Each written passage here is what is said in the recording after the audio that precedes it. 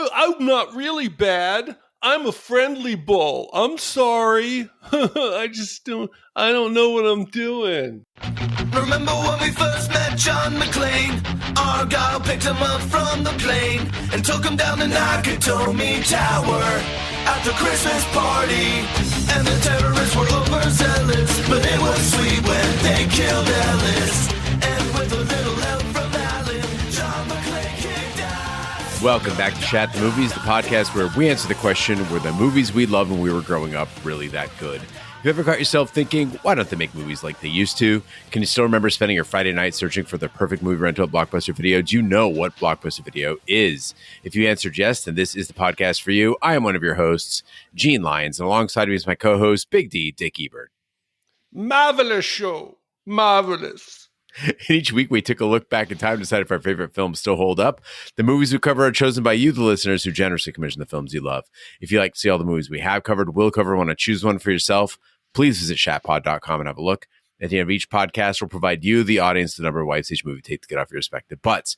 So thank you so much for listening. If you have not already, hit that subscribe button and share with a friend. It's how we help the podcast grow. Additionally, subscribe to our sister podcast, Shat on TV, or review TV series such as Westworld, Taboo, American Gods, Game of Thrones, True Detective, Lovecraft Country, and Watchmen. Find all our information and past episodes at shatpod.com/TV. And finally, if you would like to hang out with us live, follow and subscribe to our Twitch channel, shatpod.com/Twitch, and our YouTube channel where we play video games, host watch parties, and edit this podcast live. And I've had a few people message and say, Gene, what's going on? You're not on Twitch anymore. I don't see you that often playing games.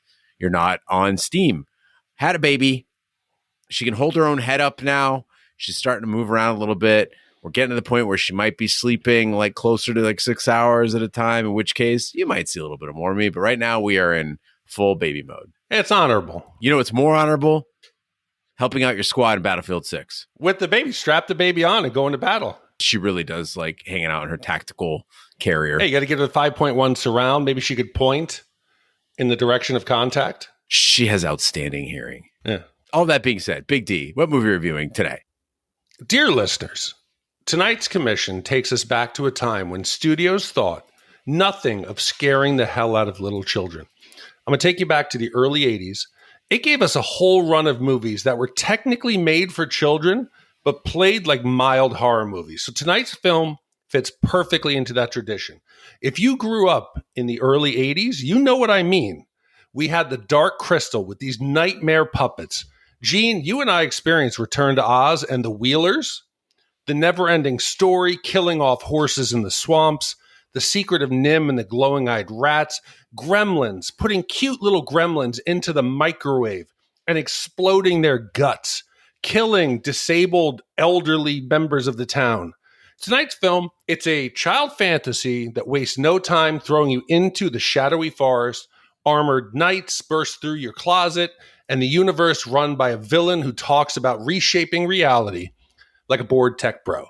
It's weird, it's creepy, it's unforgettable, and it has to be the odd and intensive PG-rated film that was commissioned by Mark L., the 1981 British fantasy adventure, Time Bandits.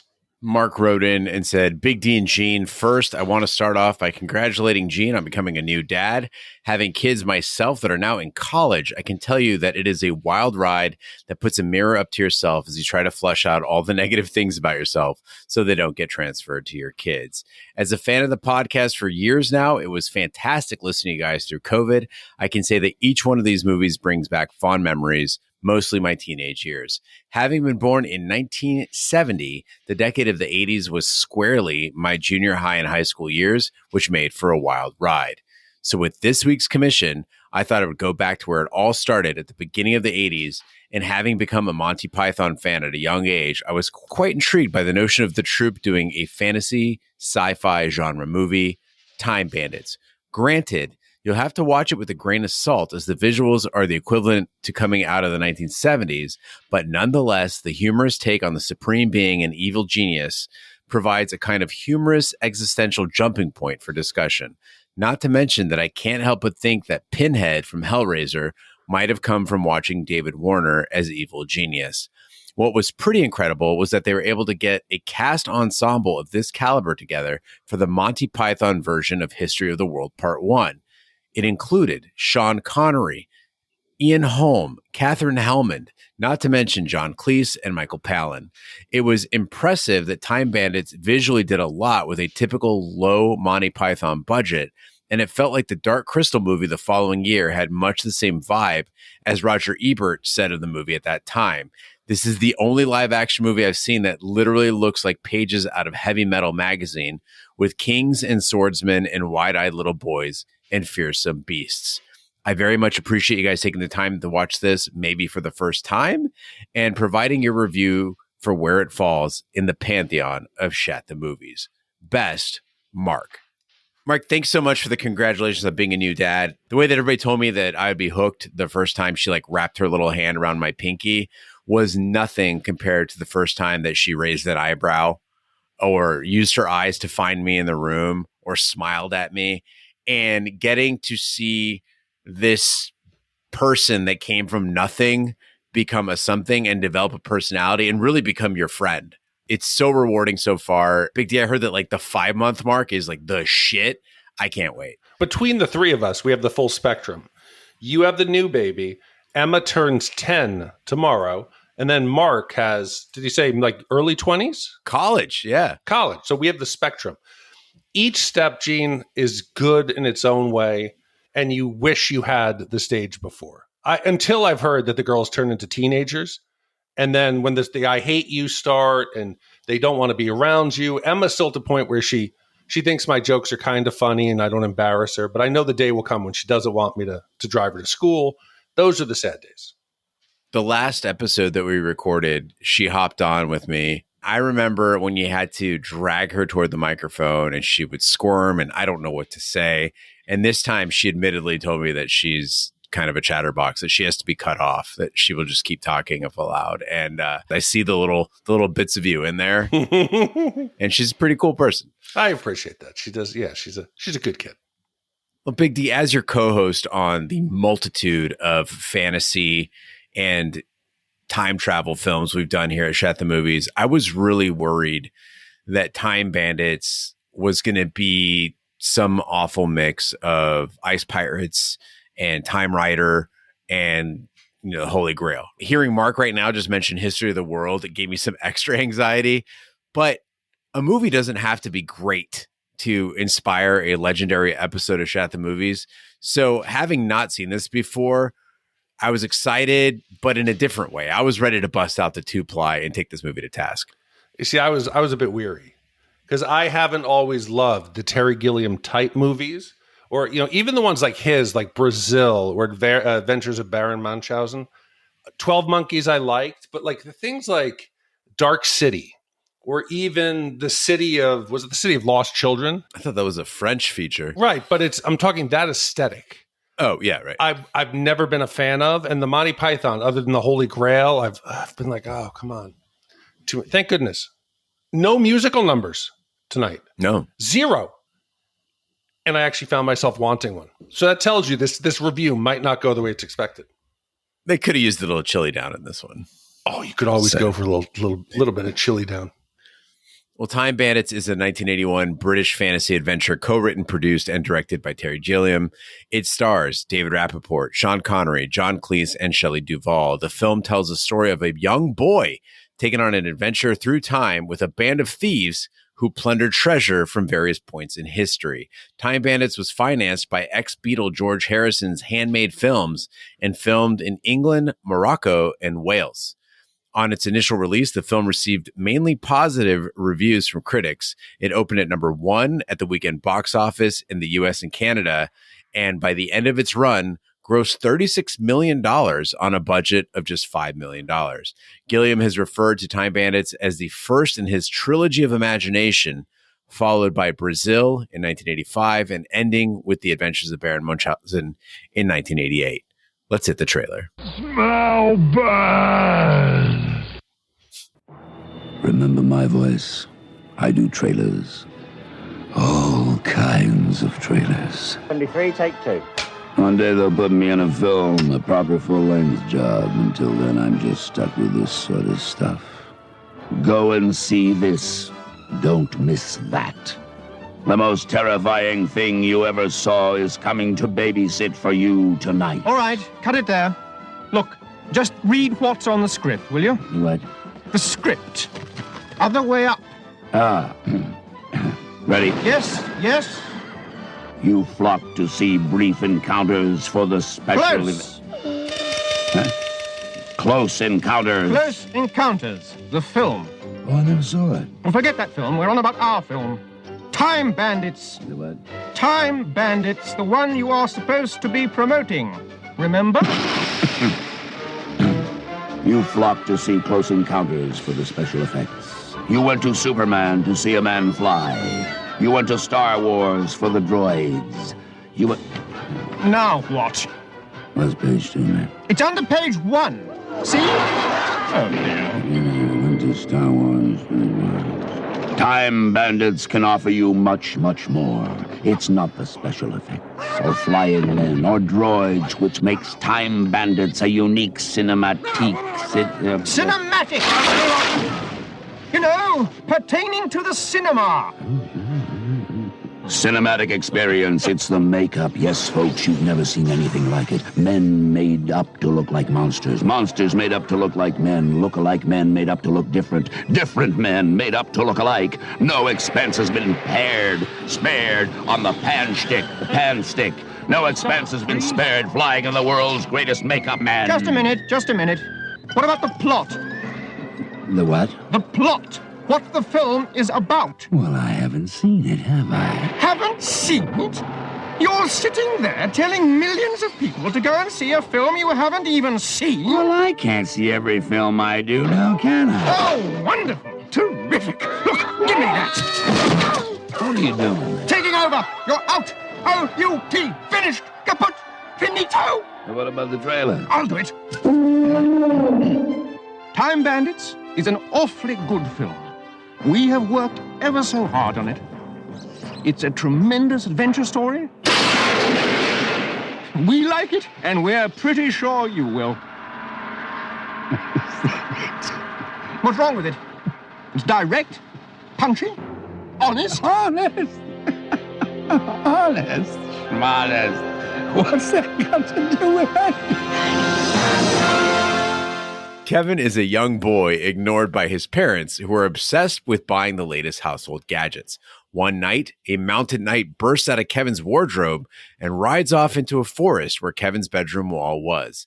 The next night, 6 dwarves spill out of the wardrobe. The group has a stolen map and is looking for an exit from his room before they are discovered. Kevin hesitates to join until the apparition of a floating, menacing head, the supreme being, appears behind them, demanding the map's return. Kevin and the dwarves escape through an empty void at the end of the hallway. So I've already mentioned how the early 80s, and most of the 80s actually, kids' movies were not appropriate. Now, I don't want people to misunderstand me. I'm not saying that is a bad thing. I actually think that's a good thing. A little scaring for a kid, make a kid uncomfortable. That's a good thing. But going back and watching these, I did not remember how dark some of these films are. Like we're talking about, the Wheelers were terrifying. The Dark Crystal would give you nightmares. The Neverending Stories got some really dark plot. But this movie starts off, and it is shot like a horror movie with a different soundtrack and different special effects, like different sounds. It starts off, this kid is in bed. Cut the parents part out. That's comedy. But he goes to sleep, and out of his closet explodes a horse. It gallops over him. He's dragged into the woods. Then he wakes up back at home. His toys start like poltergeists, coming alive and moving. He looks genuinely terrified. And then these 6, I want to say like the Time Bandits were supposed to be cute. They're little people. They're supposed to be eccentric. They come out looking like steampunk pirates with machine guns. They're shooting up his room. They've got axes, ammo belts, bladed weapons. There's a floating head comes out. That's creepy enough. And then they start pushing the walls out like it's some kind of hallucinogenic bad trip. It looks like the tunnel In Nightmare on Elm Street, the Dream Warriors, the kids are getting chased down the hallway. A little tweak in darker music, and this could be seen as a horror film.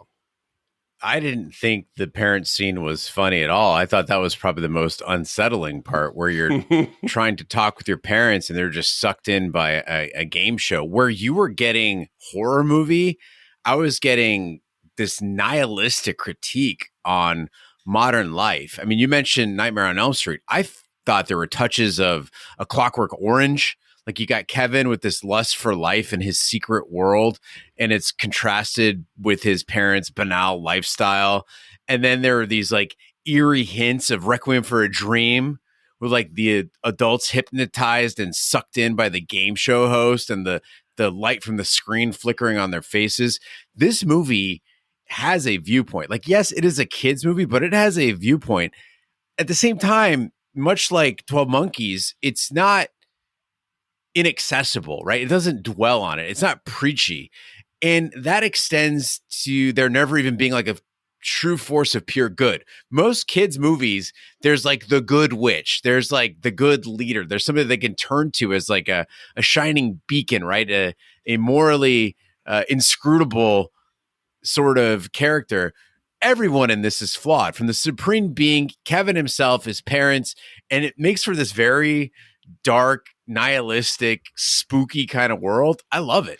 Yeah, it is a dark critique of maybe British suburban culture and technology. And you see the parents are absorbed. And it explains why Kevin loses himself in the history books and his toys and his imagination. But Gene, normally I watch these movies out in the living room, but I couldn't this time. So I had my headphones, watched it on my monitors in the office. And it was the most uncomfortable ASMR experience, as they're like squeaking around on the rubber covered like sofa and chair. You really could feel how miserable in existence this family is. And watching this movie now, also, the other thing that jumps out to me, because we are a different time now, and I think what's acceptable is very different than it was back in the 70s and the 80s and 90s. But little people back then, they're the main driver in this movie. The Time Bandits, it's 6 little actors.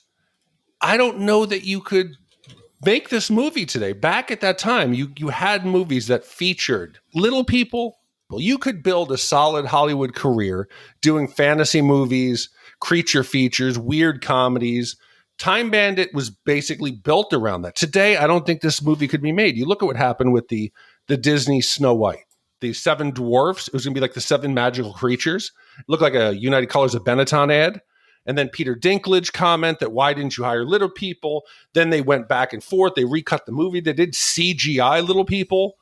I think this was a snapshot of a time in the Hollywood like bygone era where if you were a little person, you actually could build a career as an actor. I think this movie is incredibly progressive. I think it's a movie that could be made today, and it would probably be hailed as this major motion pictures that starred little people in the lead roles. I can't think of a single other movie that actually focused on your core group of guys, like essentially your heroes in the movie, the protagonist. I mean, yes, Kevin is there, but it's really focused on the Time Bandits. I mean, that's the title, right? They're not flat characters, right? Normally, when we would see a little person, they appear and they're part of a magical race, and their background. You might get one of them that dies some sort of a heroic death, and everybody's sad about them. But there's no jokes about them being tiny. If anything, being tiny is a benefit to them. You see again and again that their stature really helps them out in this world. They had character arcs. They evolved over the course of the movie. Mm-hmm. They had actual lines. They had speaking roles, right? We got to see little people run. I'd never seen that before. They were the movie, and they were fully human. That was the best part about it. There was no part about it that said that they are something else other than human, right? Yes, they're the supreme being's helpers, and they're referred to as dwarves. They are just regular people. They like to steal shit. They want to get rich. They come around on Kevin, and first of all, they dismiss him as a little kid. They could be mean. They could be heroic. They can be sweet. I think that if this movie had never been made and it came out in 2025, people would be like, this is groundbreaking. Yeah, but there was a little Three Stooges. They're always whacking each other. They're always zing, whoop, bonk, hitting each other, running around. But Gene, this is 81. Let's fast forward 2002, right? Okay. I never beg for commissions. This movie, folks, please make it happen. Otherwise, I'm going to have to commission it myself. There was a 2000 American comedy drama written about a family of small people with Matthew McConaughey, Kate Beckinsale, Patricia Arquette. Do you remember, Gene, who was cast as the main little person? John Malkovich. Gary Oldman. Tiptoes Tiptoe. plays a little person, and they filmed him on his knees and forced perspective to make him look like a little person. Tiptoes. Commission it. Please. God. Please, God. Google the trailer, people.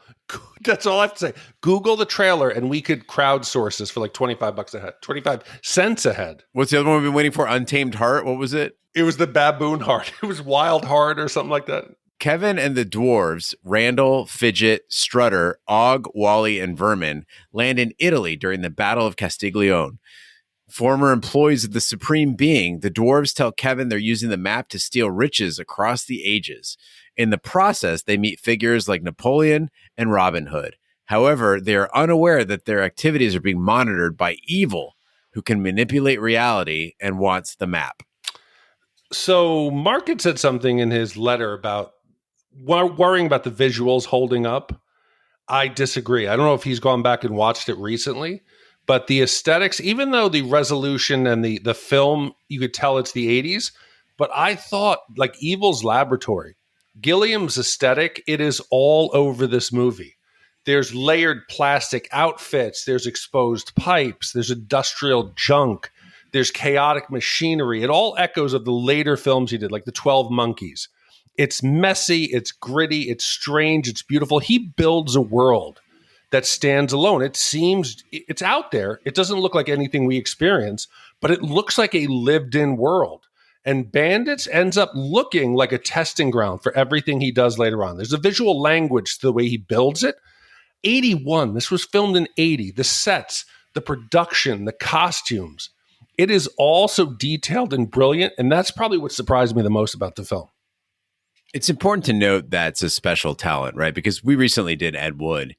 And in Ed Wood, they also tried to, on a shoestring budget, make some sci-fi world building. It didn't work quite as well. And while I was watching this movie, Big D, I was reminded of something too, but it wasn't 12 Monkeys. I mean, you're absolutely right on that. But I was thinking MST3K. In Mystery Science Theater, whenever they cut to Joel and, you know, everybody on the ship, there's like this crappy slapped together but super entertaining backgrounds and costumes, and this like oddly cerebral sense of humor that goes along with it. I'm thinking mainly with Evil and his minions. In both cases, there's the normal character, you know, whether it be Kevin or Joel, who's surrounded by just tons of weird shit that barely makes sense, but you like it. And I think there's a difference. Sometimes bad special effects or design could be a lack of skill. You couldn't do it, or it is a distinct choice. All of these look cheaper. They look like almost as if an artistic copy of a bad design. So they all seem to be very intentional. One example that I love is the pool that Evil and his minions are looking into to like see what's going on. So many movies would try so hard to do that thing where they do like the picture in picture where they're looking and they can see. They just had a pool of water and they're just splashing their hands in it. They're like, fucking go with it. And it's funny. It's funny because they're playing it up, how silly it is. There would be smoke. There would be some kind of like a green Excalibur effect. Yeah. You would see like trying to do like a hologram. No, this was literally, they're splashing in a little kid's pool. Totally. And one of the repeat mistakes we've seen with this type of movie, this sort of either fantasy or sci-fi movie, is a tendency to overextend with those effects. It's like they go to the studio and like, what do you got? What's new and exciting that's going to wow the audience, right? I can't count how many times, Big D, we've had bad CGI or horrible effects or confusing dream sequences. I'm looking at you, Labyrinth. Crappy props, you know, other things that are meant to just make us say, ooh, they ruined otherwise serviceable movies. Like the movie was doing okay until we got to that point. Again, Last Starfighter, another example. Time Bandits, it was smart enough to know its limits. And again, Mark was talking about how it looks like a 70s movie. They knew what worked at the time and they went with it. portals were kept simple, right? We get it. It's a portal. It shows up. Fine. The map, it's literally just a map. It doesn't need to do anything special. That giant that we get that's like got the whole ship on his head, it just looked like a 1950s old-timey movie giant. You put a prop that looks like a tiny boat on their head. You have them walk around in slow motion. Dude, there's a scene later on when they go to the dark fortress and they're going up the entrance. You can see it is a miniature of the castle and they have these little figures that are carved and they're just shaking like the entrance. It's so intentional that I respect that they're not trying to do something they couldn't do. And that's not to say that it looks like shit either. No. They just weren't trying to break ground. There's scenes like the Battle of Castiglione, and they're rowing the boat in, and it's got like a Disney ride vibe, right? Like you got the flames and the lighting. It's pretty. Like it looks cool. And I was expecting that they were going to be going through actual human history. And the set design allows you to go from historic sites to all of a sudden you're on a pirate ship that is now a giant's hat, and you go, fuck, okay. I guess that makes sense. It's an ogre. Yeah. Okay. It looks like Beauty and the Beast. Yep. Okay. Kevin becomes separated from the group and ends up in Mycenaean Greece, helping King Agamemnon kill a minotaur. The king adopts Kevin as a son until Randall and the others abduct him and escape through another hole, arriving on the RMS Titanic. After the ship sinks, Evil transports Kevin and the dwarves to his realm, the Time of Legends. After surviving encounters with ogres and a giant, they infiltrate the Fortress of Ultimate Darkness and are led to believe that the most fabulous object in the world awaits them. Evil takes the map and locks the group in a cage over a bottomless pit. They escape from the cage, and Kevin distracts their pursuers while the others go through the hole. So you've mentioned how the 6 Time Bandits, how they feel like genuine developed characters. They're not just little people. They're actual humans who just happen to be little people, and they drive the film in a way I wasn't expecting. I was expecting them to be comic relief, falling down, stumbling, hijinks, much like the Napoleon play. Mm-hmm. I thought that's the way they were going to be throughout the film, but they don't. They fuel this movie with their heart. They are basically, like I said, Jackass, the Mo, Larry, and Curly. They're smacking each other. They're falling around. They're yelling. It's pure chaos, but it works because they seem like friends. It's the way friends would treat each other. Gene, if we got together, the band, and we went out and started traveling through time, we would be the same way. Then they disappear. The movie doesn't focus on the bandits, and it starts to focus on Kevin. And Kevin is alone, and suddenly the movie slows down. The tone gets quieter, the pacing gets softer, and I found myself wanting the bandits. I thought they were going to be my least favorite part, but I wanted the bandits back. And the movie slowed for like about 25 minutes. You know, Kevin has found like a home and his parents don't pay attention. And he's finally getting the attention from the king. And I'm like, shit, I want hijinks. I want slapstick. I want adventure. I don't want a surrogate father taking Kevin under his wing. And then you see the wife. I'm anticipating she's going to try to kill him and Kevin's going to get caught up. The bandits show up. We get a magic trick, smoke and mirrors. Boom, they're out. And I was thankful. Ladies and gentlemen, I should point out here that Big D was bored by Sean Connery. The hairy thighs, the seductive winks, Kevin getting a chance at actually having a family deserving of his exceptional character and heart. No. Big D wants more dwarven slapstick at this point in the movie. I know. You really needed 2 movies. You needed the movie to end with Kevin landing in Greece, right? Maybe they kill the Minotaur, he rides off, and they're greeted in the city. And you leave it there. The movie opens up. He's living his life with Agamemnon. And then, oh shit, they're back. You know, that makes it kind of like exciting. Like you always knew they're going to come back, but you didn't know how or when or what was going to happen. They pop up at the festival scene and it's a big deal because there's a tone shift in the movie. Mm-hmm. I wanted to know more about what the fuck is going on in Mycenaean Greece, right? Obviously his wife's got some schemes going on. Not everything is well in the kingdom. It's Sean Connery. I don't disagree with you that it was a tone shift, but I will say that, but I don't think it was a bad moment in the film. I just wanted more of it or none of it. So early on, you mentioned how the relationship of the parents was scarier to you than his dreams and his nightmare of the forest. Yeah. What did you think about this minotaur or this bull-headed carcass bellowing and howling and fighting Sean Connery? I thought it was cool as hell. I agree. But my favorite moment was when he knocked Sean Connery down and you just got to see kind of little Sean Connery upskirt. But what are children going to think, Gene? Oh, yeah, it's horrifying. Today, kids would cry. Kids would be running out. Mom, they want a safe place. I mean, PETA also very upset. That is an actual severed fucking head off of a bull. That was a rotting bull's head. You could see it deteriorating. Today, kids would run. There would be protesting. There would be cancel culture trying to get this movie taken out. They'd be using like a CGI bull voiced by Jason Momoa. I'm not really bad. I'm a friendly bull. I'm sorry. That's it. Yep. I don't know what I'm doing. Yeah. I mean, you go back to Conan. You remember Conan? They actually tripped the horses, and Conan actually bit a dead vulture's neck. Yeah. That shit's wild. Well, he had to sustain himself somehow.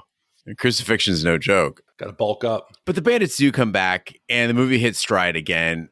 And I was really impressed with not just the character development with these guys, but also the fact that they can think their way through problems.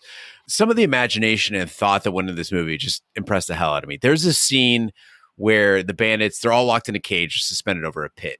And there's two other cages. They're spaced about 20 yards apart, and they got to plan their escape. In lesser movies, they'd be magically whisked away, or they would just wish their way out of the situation or that. No, here in Time Bandits, it's not a completely realistic escape, but it's a lot of imagination involved. They salvage enough line from a rope that's holding up their cage. They weave that into a tether that binds two of the doors together. And then they sort of like leapfrog, swing across the chasm. And there is some like suspense involved. They're like, are they going to do it? Is the rope going to snap? Are they going to make it? They create a zip line. Would it work in real life? No. But is it more fun to watch than they just climbed out? Absolutely. 100%. Gene, I 100% have a problem with this shit all the time. And this I did not. Once I believed, and I turned off my suspension of disbelief, and I said, yes, an ogre's pirate ship can be a giant's hat. Yeah. This scene made sense. And they had an out, right? You have the worst foreshadowing. When he took the picture of the map, I knew immediately it was going to come back later. Yep. They have an out. They find out that the portal is right below the cages. I thought they were going to just open the door and jump. Same. Instead, they do the Cirque du Soleil, little person, like 3 like transitions. Then one of them is holding on to the edge. That won't work. And they cut the rope and there's rats. It's done so artistically and so beautifully and so ridiculously and unnecessarily that, again, I felt tension. I was thinking that little person cannot hold up the cage when it falls. But he did. And I believed it because I wanted to believe it. When evil confronts Kevin, the dwarves return with warriors and fighting machines from across time, but evil defeats them all. Suddenly, evil is burned into charcoal by the supreme being, who reveals that he allowed the whole adventure as a test. He orders the dwarves to collect the pieces of concentrated evil, warning that they can be deadly. The supreme being disappears with the dwarves, leaving Kevin behind as a missed piece of evil begins to smolder. So as the group is jumping through time, they're going through historic moments in history. They appear on decks of the Titanic. The bandits, they're using it for laughs. And it works for Napoleon or King Agnemon because these tragedies were so far into ancient history. But the Titanic one, it was a bit modern for me. And then I had to remind myself, this movie came out in 81. They didn't find the wreck of the Titanic until 85.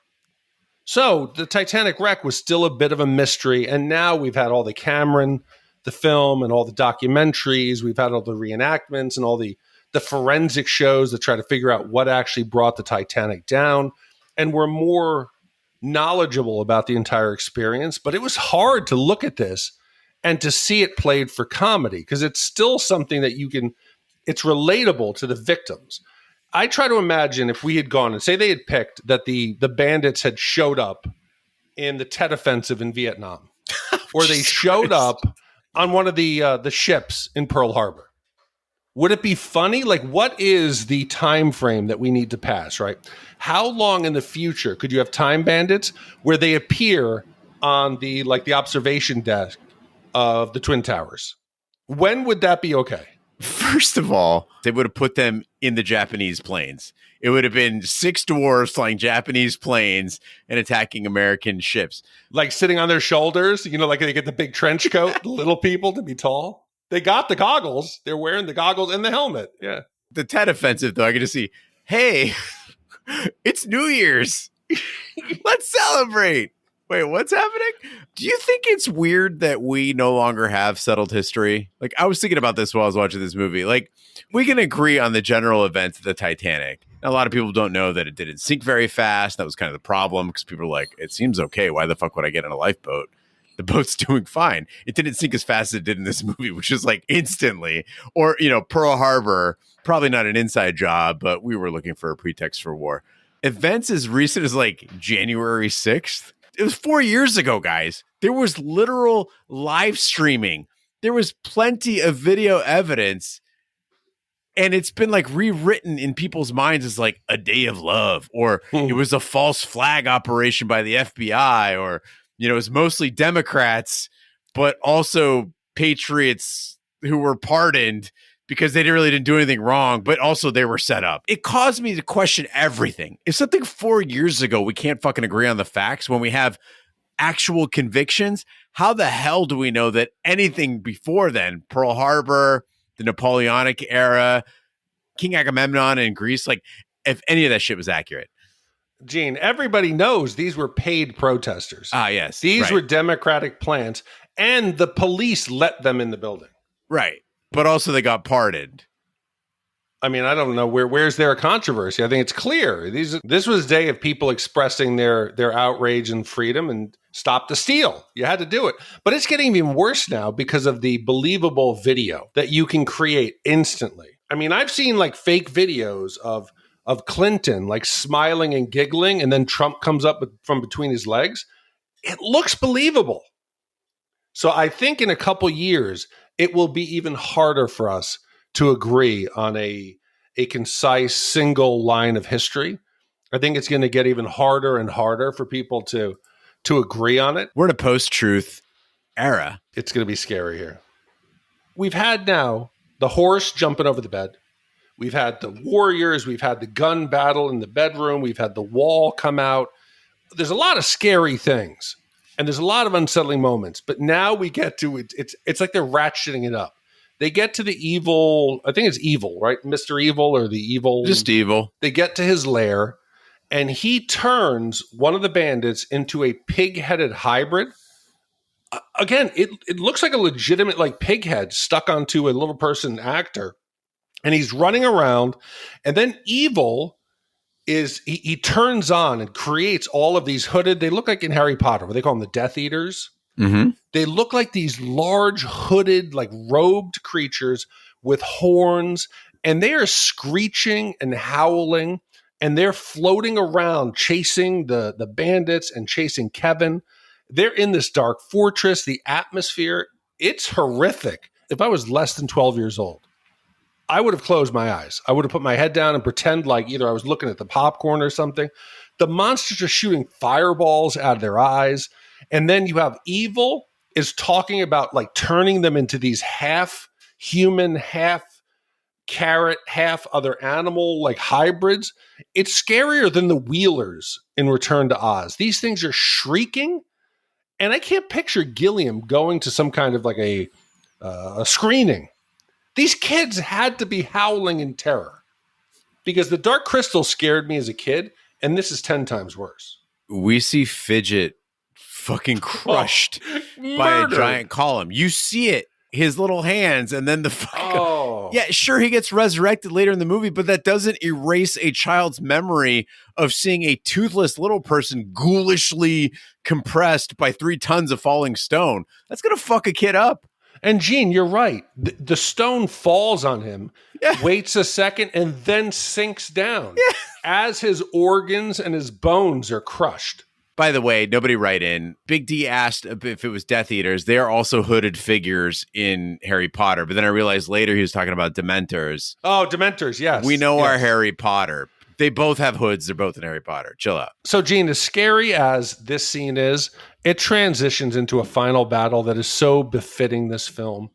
It encapsulates all the beautiful, odd moments, the unexpected interactions. It's almost as if we talk about, what do you get, the ensemble ending, Gene? This is an ensemble battle. We've got the Roman soldiers, they're shooting arrows. We've got medieval knights with swords clashing. We've got cowboys, or they're maybe bandits. They're with lasso, they're lassoing evil. You get a World War II, it looks like a Sherman tank. You get one of the bandits flying a spaceship. I don't know where he got it, but he's actually shooting lasers. It's advanced tech. It is ridiculous. And it's absolutely perfect. Evil is in the middle. He's in his element. It's like a sporting event. He's taunting them. Who wants to die? He's calling them all out. Hey, come on, get this. He gets lassoed. He turns out and he has like a knife come out of his head. It is so over the top and wild and fun. And when you see later, it's like it's his room, and you understand what was the motivation for Kevin to create this world. It is so big. The scene looks like it was drawn directly out of a child's mind. It is so perfect. Big D, you're really underselling this knife thing. It's a very Beetlejuice moment. He's spinning like 4 cowboys by their lassos around his body. His head opens up. Inspector Gadget. And this giant pole starts coming out, and you're like, what's it going to do? Turns out a little knife cuts the lassos and sends them flying anywhere. It's silly, it's fun, and perhaps more importantly, it makes so much more sense than the grand finales of bigger pictures. I'm looking at you, Marvel. I'm looking at you, DC. The latest Superman, decent movie, enjoyable, whatever. Sealed a fucking rift, a dimensional rift, and it just like everything just came back together and millions weren't dead. Get the fuck out of here. The fact that it's always some sort of a convenient flaw. No. Evil, we've established, can control reality itself. What the fuck is an arrow or a lasso going to do to evil? He can't be defeated by steel or lasers or shells, right? There's one thing that can kick his ass, and it's the Supreme Being. But also, the Supreme Being is so powerful that it's effortless for him. That's how you do it. It makes sense. Convenient, yes. Deus Ex Machina, yes. But it works. But Evil wants to have fun. He kills all of his like henchmen. He kills them one by one because he wants it to be sporting. He doesn't even say sorry. He's doing them a favor because he's evil and they like it. They've been asking him to kill them the whole movie. Evil is the best. He gives the best speeches in this movie. I wanted so much more of this character. In one of his speeches, he's talking about God really fucked up in the creation of the world. And he's like, God isn't interested in technology. He cares nothing for the microchip or the Silicon Revolution. Look how he spends his time. 43 species of parrots. Nipples for men. And then one of his henchmen says slugs. He created slugs. They can't hear. They can't speak. They can't operate machinery. Are we not in the hands of a lunatic? Top-notch script writing. He's all into creating half human, half like abomination hybrids. Yeah. I want to see a half donkey, a half oyster. What does a half human oyster and then the half carrot? What does that look like? Who fucking knows? Lasers? Yes. Skip straight to lasers. And it's not like it's trying to be, it's not forced oddity. Yes, exactly. It almost makes sense. It's logical. It's not Russell Brand just saying words or Noel Fielding, right? Just like nimbly bimblies. It's smart stuff, but it's goofy. Kevin awakens in his bedroom as firefighters break down the door and rescue him. Kevin notices one of the firemen resembles Agamemnon and discovers that he still has the photos from his adventure. Kevin's parents find a piece of evil in the toaster oven and explode when they touch it. As the firefighter winks at the boy before leaving, Kevin approaches the smoking shoes and is seen from above as his figure grows smaller, revealing the planet and outer space before being rolled up in the map by the Supreme Being. So Big D, I noticed that at least twice in the movie, Time Bandits reuses actors in different roles. Of course, Sean Connery is King Agamemnon, and later in present day, he's the firefighter. Shelley Duvall and Michael Palin, they're Pansy and Vincent like throughout time. They are in the Middle Ages. They are on the Titanic. My interpretation of that, I might be wrong here, is that it fits the idea that the supreme being he's really just upper management. Like he's just a guy in a suit, right? He's not a benevolent God. He's not a malevolent God. He's just the supreme being. Comfortable just cloning people, cloning archetypes, lazy writings, even recreating eras. It's like Westworld. These two are lovers across the ages. And if you match that up with the rest of the cast members popping up in different scenes, Evil's minions, some of them are also the Bandits, you get a real like stage production feeling out of this movie where you have the same actors playing multiple roles. I think it's clever. I think it's enjoyable. But you talk about here how he's like upper management, and it's the commentary on God. I imagine that God is more like this, because I don't see the benevolent God in my day-to-day. I don't see God who's like loving and protecting us. I see more here where they're like, you knew what was going on this whole time, and he admits he did. God would be more like this upper management who doesn't care. Well, yeah, like they ask, like, why does evil exist? It's like, I suppose it's something to do with free will. I don't know. Yeah. Yeah. If God existed, there would be no private equity firms. God could clean it up really quick if he wanted to. Everything would be mom and pop. We'd be living in like a Christmas village. Childhood leukemia, guys, we really don't need that. Yeah. We're going to do away with that. We're going to do away with birth defects. Famine, I solved that problem once before. I'm going to do it on a wide scale right now. No, instead, it would be more like this. He's just like, please clean it up. Do your best. Let's go. Come on, let's keep going. Can we start with like malaria, inguinal hernia, those bot flies? Oh, those are awful. Yeah, gross. There's no need for them. No. And don't give me that whole God will give you only the challenges or the difficulties that you could handle. That's horse shit. Dick's bigger than mine. Shouldn't exist. Some of that shit has to be, like, he's got to be a bit of a dick. But going into the overall like film, I'm thinking of movies like Princess Bride, right? As it's a story that we're visually seeing. I'm questioning whether or not this whole thing, because we see Kevin's room and they're leading us to believe, you're thinking it's a dream. It has to be, because the bandits, they look like the toys. The Dark Forest looks like the board. All the bricks in the Dark Fortress are Lego. The characters match the posters on the wall. The dream sequence, the parents being there, it feels real. You get the fire truck shows up, and then you get Sean Connery. And then to cap it all off, we get the George Harrison song. And now it makes sense that he financed it. And George Harrison is singing while you are still deep sleeping. So I'm like, okay, this is obviously, it's Kevin. He's probably still in his room. He's still sleeping. This is a dream. But with Terry Gilliam, nothing's ever that easy. I want to believe that Kevin's adventure was real. Gene, is it a dream? Is it real? Is he still in a dream? Is this, what's going on? In the end, what was it?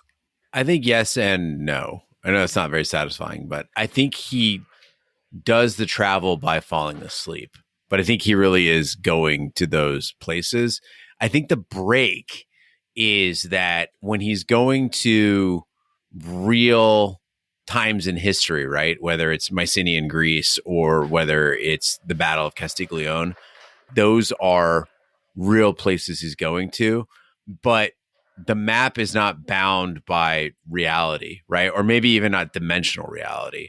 And so he can also go to the Middle Ages, but because he doesn't know enough about the Middle Ages, his Middle Ages are Robin Hood. His Middle Ages are more fairy tale. And then Time of Legends is a place where literal evil incarnate exists. That is not a time that we go to. And that place, of course, then that has to come out of his imagination because it doesn't really exist in historical reality.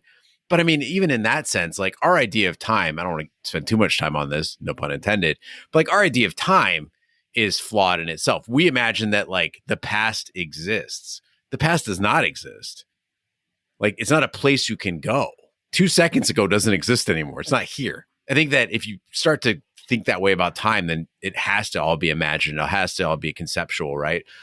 The evidence that we get that he did go somewhere is that we do see the supreme being rolling up the map at the end, right? So there is, in fact, a supreme being he probably encountered. Also, the photographs.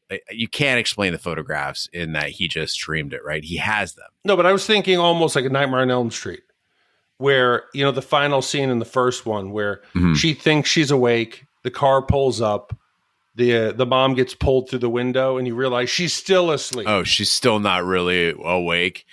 I mean, it could be because you notice when his parents explode, nobody cares. Like none of the neighbors, nobody seems to notice that his parents just blew up.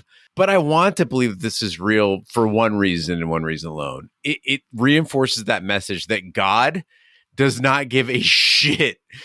Kevin is left. He is an orphan with a destroyed home. He has nothing. He has his camera. He's got his pictures and like his little satchel and his jammies.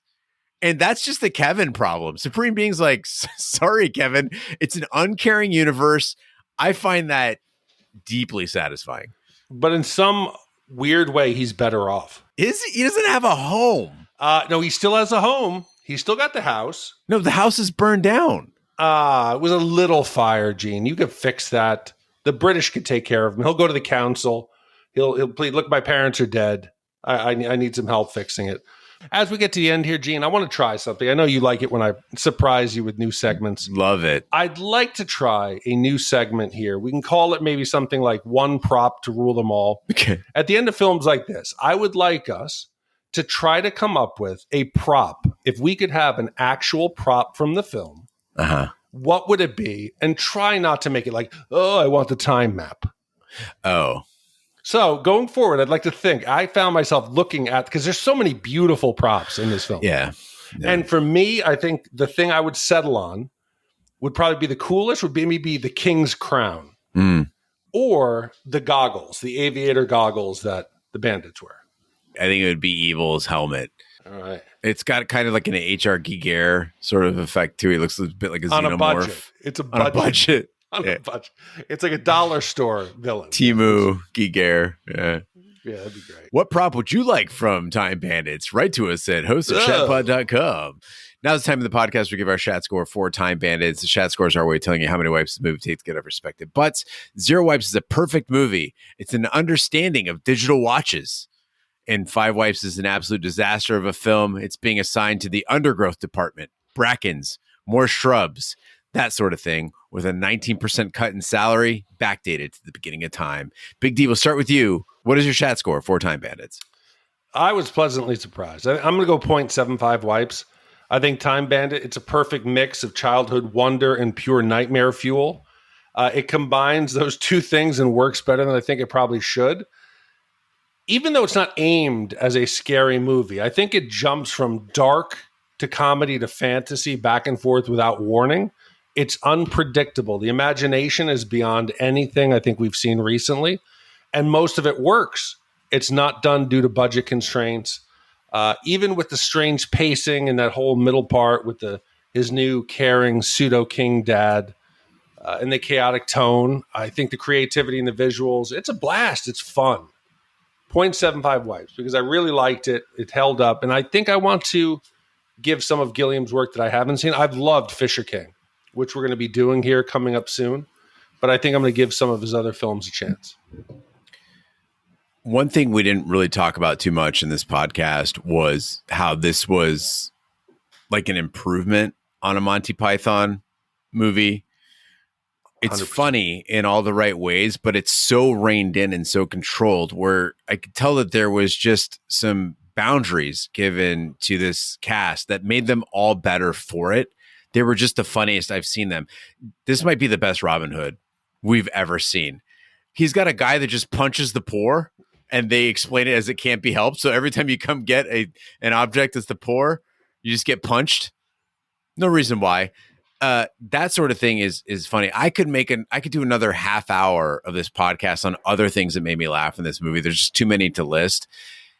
The only flaw I could really find was the runtime. It definitely has 2 chapters, 2 movements to this film, and would have been better with a break in ancient Greece. I wanted to spend a little more time in the different eras. That's a good thing that they had me interested.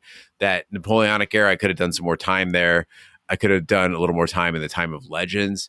And I wanted more of Kevin's home life. Like that was a very interesting dynamic and had a lot to say there. It's a very strong film, but it is in a weird limbo land of not being tight enough or complete enough. And that just might be my 2025 sensibilities. Maybe if I'd seen this movie in 81, it would have been a little bit different. Incredibly strong movie. I'm going 3/4 of wipe as well.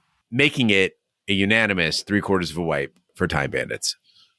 That is very impressive, Gene, with a score of 0.75 wipes. That now ties this in the 49 spot with Ferris Bueller's Day Off, Platoon, An American Werewolf in London, and Peggy Sue Got Married. If I could just add a little bit of a cherry on top for this too, people talk about Labyrinth, they talk about Legend, they talk about these movies that you should show your kids. When my daughter is old enough to understand a film, this is like top of the list. This is prime children's filmmaking. I think both of those are uneven. This had only one blip of pacing. Legend was beautiful, but the pacing was terrible. Chilly Down and all of that in Labyrinth was entertaining and colorful, but there was also some segments that didn't work. I think this is the best of the... Labyrinth was grooming. It's not a good movie for children. It really was. She's like, what, 12? Jesus Christ. Yeah, she's very young. Kids getting thrown around by goblins.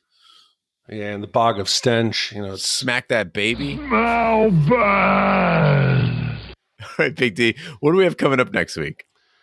Gene, next week, it's one of my favorite genres ever. I've been waiting for this for a long time. Trapped in a missile silo, a small team of scientists, civilians, and trigger-happy soldiers battle desperately to ensure the survival of the human race. But tensions inside the base is reaching a breaking point, and the zombies are gathering outside. Commissioned by Mark P. This came out in 1985. George A. Romero. Man, I remember seeing this as a kid. This was my gateway drug into the undead. And it'll be interesting to see if it holds up. I mean, this is the first sign that maybe the dead had some intellect. If I remember this one correctly, this is the one where they do a lot of talking, right? Yeah, I think it's more in the idea of, is there some humanity still within them? Because they have Bob, who's a bit domesticated, and they're running experiments. And yeah, it's more, whereas you had Dawn of the Dead was the violence in the mall. This is more the philosophical about what makes humans, and I think this is where humans are the true enemy. But I just remember that final scene, and I would have nightmares as a kid. All right. Well, 2 weeks straight of nightmare fuel for you, Shat Nation, and 2 weeks of Mark commissions. Thank you to both Marks for commissioning our upcoming movie and for commissioning Time Bandits. Thank you to all the commissioners who make this podcast possible. That concludes this week's episode of Shat The Movies. Be sure to follow us on social media and share with a friend. We're on Facebook, Twitter, Snapchat, and Instagram at Shat The Movies. You can email us, host@shatpod.com. Support the podcast by shopping our Amazon affiliate link, buying our merch, or by commissioning your own movie. Find all information by visiting our website, shatpod.com. Also, check out our sister podcast, Shat on TV. We review TV series such as Lovecraft Country, Westworld, True Detective, Taboo, American Gods, Game of Thrones, and Watchmen. Find all information on our website, shatpod.com/TV, wherever fine podcasts can be found, including Apple Podcasts, Google Play, Stitcher, and YouTube. Be sure to subscribe. And if you stop by Apple Podcasts, please leave a 5-star review. It helps the podcast grow. On behalf of my co-host, Big D, I'm Gene Lyons. Join us next time for the following movie. First, he created the most frightening film ever made. Then, he took his unique vision of terror one step further. Now, George A. Romero takes us out of the night, beyond the dawn, and into the darkest day of horror the world has ever known. Day of the Dead. There have to be survivors in Washington. Oh, my. They have more sophisticated shelters than this one. There have to be people in those shelters who know about us, who know where we are. With no radio contact, they'll come looking for us. I said shut up! They can be tricked into being good little girls and boys, the same way we were tricked into it, on the promise of some reward to come. What the fuck is wrong with you people? They're dead! They're fucking dead, and you want to teach them tricks? They have to be rewarded, Captain. Why else will they do what we want them to do? I don't want them to do anything but drop over!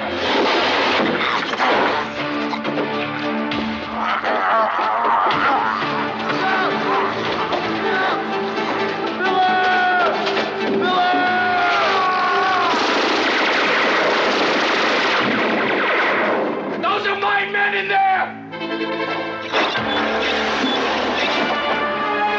That's it. Run, you fucking lunatics.